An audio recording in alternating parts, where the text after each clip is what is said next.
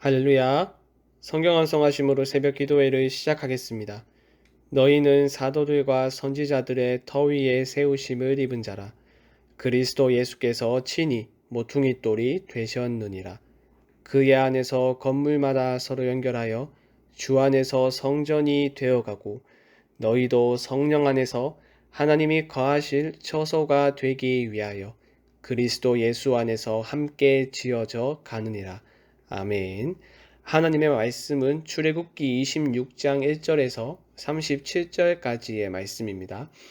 이 시간 제가 읽을 때에는 1절로 3절까지 읽도록 하겠습니다.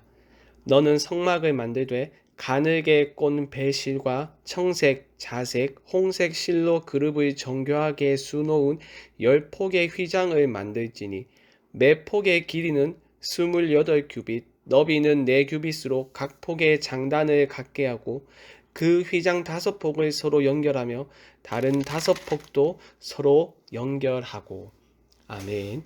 계속해서 성막에 관한 말씀을 살펴보고 있는데요.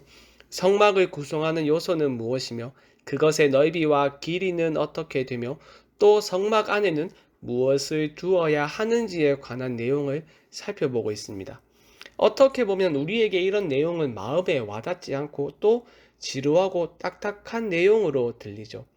지금은 이스라엘 백성처럼 성막에서 동물의 피를 이용하여 제사를 지내는 것도 아니고 우리의 눈으로 볼 수 없으니 무슨 말인지 이해하기가 쉽지 않기 때문에 와닿지 않는 것 같습니다. 그런데 관점을 조금 바꾸어서 읽으면 지루하지 않을 수도 있을 것 같습니다. 새로운 관점은 아니고 성경이 강조하고 있는데 자주 간과되는 부분인데요. 성경을 보면 하나님과 이스라엘의 관계를 여러 관점에서 설명하는데 대표적인 관점이 신랑과 신부의 관계입니다. 이 관점에서 성경을 해석하면 시내산에서의 언약은 결혼 언약이 되는 것이죠. 실제로 예레미야 31장 32절의 말씀을 보시면 새 언약과 시내산 언약을 비교하는 말씀에서 시내산 언약을 결혼 언약이라 말합니다. 예레미야 31장 32절은 이렇게 말합니다. 이 언약은 내가 그들의 조상들의 손을 잡고 애굽 땅에서 인도하여 내던 날에 맺은 것과 같지 아니할 것은 내가 그들의 남편이 되었어도 그들이 내 언약을 깨뜨렸습니다. 여호와의 말씀이니라. 시내산 언약을 통해서 하나님은 이스라엘의 신랑이 되고 이스라엘은 하나님의 신부가 되었다고 말합니다. 그렇다면 신혼여행지가 어디겠습니까? 바로 광야가 되는 것이죠. 이스라엘은 광야에서 오직 신랑만을 바라보는 연습을 한 것입니다. 그렇다면 성막은 무엇이 되겠습니까? 바로 신혼집입니다. 그러니까 하나님이 성막에 대해서 이렇게 짓고 저렇게 짓고 저기에 이것을 두고 저것을 두라고 하는 명령은 이스라엘과 함께 사랑을 나눌 그 은밀한 장소를 아주 꼼꼼하고 세밀하게 설계하는 것으로 보면 되겠습니다. 여러분, 신혼집을 꾸밀 때 어떠셨습니까? 설레고 기쁘지 않았습니까? 그 마음으로 성막에 관한 말씀들을 읽는다면 지루하고 딱딱하지 않고 하나님의 사랑을 느낄 수 있지 않을까 생각되는데요. 다시 본문으로 돌아와서 본문의 내용을 살펴보면 본문은 성막을 어떻게 만드는지에 대한 말씀입니다. 지금까지는 지성소 안에 있는 증거계와 성소 안에 있는 진설병과 등잔대를 비롯한 여러 기구들에 관한 말씀이었죠. 이제 본문은 성소와 지성소를 수용하는 공간인 성막에 관한 지침입니다. 그런데 이 성막은 건물이 아닙니다. 약속의 땅까지 이동하며 가야 하는 상황이었기에 고정된 건물이 아니라 이동하기 편한 텐트였습니다.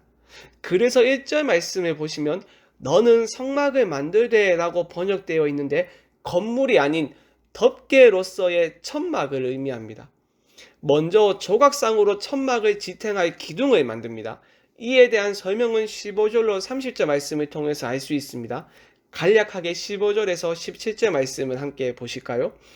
너는 조각목으로 성막을 위하여 너판을 만들어 세우되 각 판의 길이는 10규빗, 너비는 1규빗 반으로 하고 각 판에 2촉씩 내어 서로 연결하게 하되 너는 성막 널판을 다 그와 같이 하라. 이렇게 완성된 널판 위에 천막을 덮습니다. 이 천막에 대한 설명이 1절로 14절에 잘 나타나 있죠. 특징이라고 한다면 이 천막이 세 겹으로 구성되어 있다는 것입니다. 가장 안쪽에 위치한 첫 번째 천막은 청색, 자색, 홍색의 최고급 색실들로 제작되었으며 꼼꼼하게 그룹들을 새겨 넣어 아름답게 장식이 되었습니다. 1절의 말씀을 다시 보시죠. 너는 성막을 만들되 가늘게 꼰 배실과 청색, 자색, 홍색 실로 그룹을 정교하게 수놓은 10폭의 휘장을 만들지니. 이어서 두 번째 천막은 염소털로 짠 실입니다. 7절의 말씀을 보실까요? 그 성막을 덮는 막, 곧 휘장을 염소털로 만들되 11폭을 만들지 말며. 두 번째 천막이 첫 번째 천막보다는 가치가 훨씬 낮았습니다. 이 사실을 보여주는 것이 11절의 말씀인데요. 첫 번째 천막의 경우에는 각 천막을 이어줄 갈고리를 금으로 만들었습니다.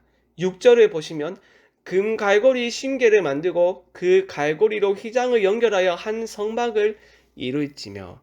그런데 11절을 보시면 두 번째 천막의 갈고리는 금이 아니라 놋, 그러니까 구리였습니다. 놋 갈고리 심계를 만들고 그 갈고리로 그 골을 꿰어 연결하여 한 막이 되게 하고, 그리고 세 번째와 지붕만을 덮은 가죽이 14절에서 아주 짧게 소개되고 있습니다. 붉은 물들인 순양의 가죽으로 막의 덮개를 만들고 해달의 가죽으로 그 윗덮개를 만들지니라. 이것도 마찬가지로 순양의 가죽이 해달의 가죽보다 비쌌습니다. 왜냐하면 붉은 물을 물들였기 때문인데요. 이처럼 천막은 안쪽에 위치할수록 더 가치가 있고 아름답다 할 수 있습니다. 이렇게 완성된 천막을 활용해서 널판을 덮고 그 안쪽에 성소와 지성소 안에 들어갈 기구들을 넣은 것이죠. 그리고 이어지는 31절로 37절 말씀을 보시면 휘장에 대한 설명을 볼 수 있습니다. 휘장은 두 개가 있죠.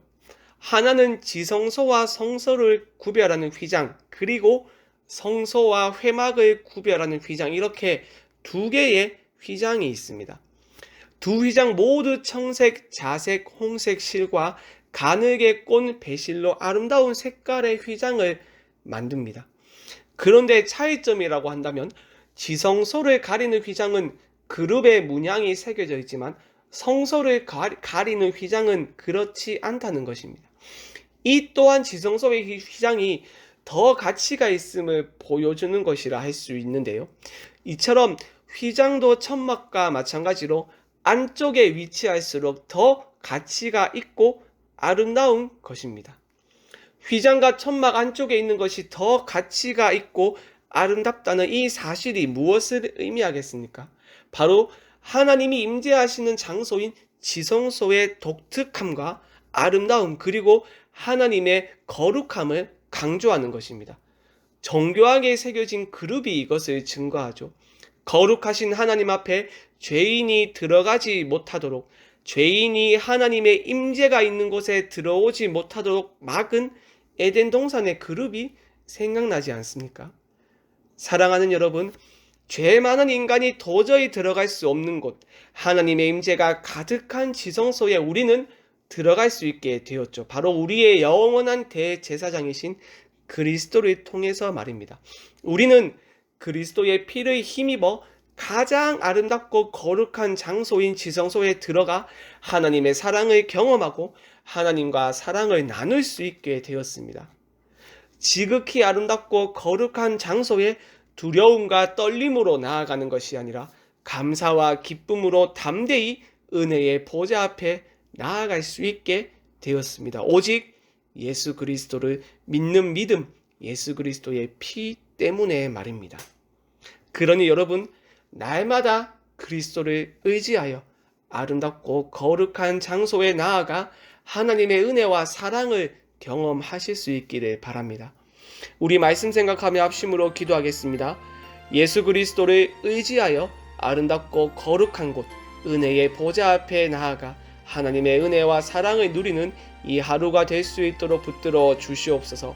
화요일은 장년부와 양육가정을 위하여 기도하는 날입니다.